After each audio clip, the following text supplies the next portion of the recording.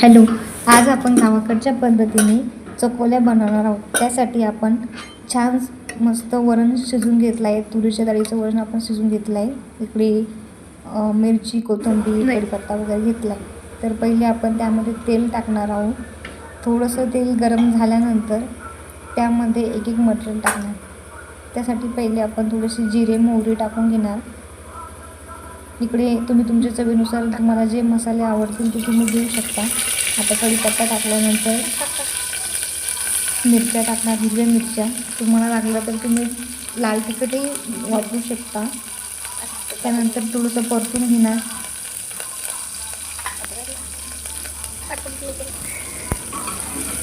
तर थोडंसं परतून हलवून घ्या. हे थोडंसं भाजल्यानंतर तुम्ही तुमच्या चवीनुसार मसाले, हळद वगैरे टाका, ॲड करा. त्यानंतर त्याला थोडंसं परतून घ्या. त्यानंतर त्यामध्ये फोडणी देण्यासाठी जे वरण आपण शिजवून घेतलं आहे ते वरण आपण टाकणार.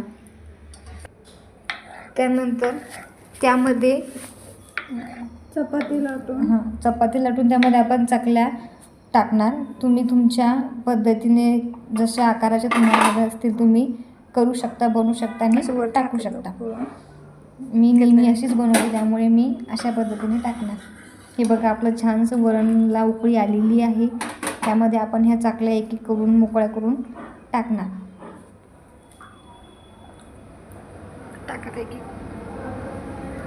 वरणाचा छानसा सुगंध येतोय.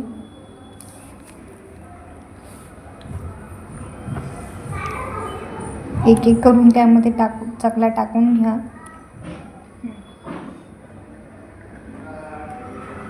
टाकल्यानंतर त्याला शिजवण्यासाठी झाकण ठेवून द्या. त्यानंतर आता आपले चकल्या शिजवून तयार आहे.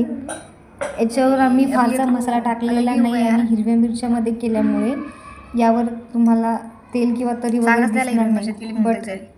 परंतु हे चवीला खूप चांगल्या पद्धतीने याने चव येते. आणि हे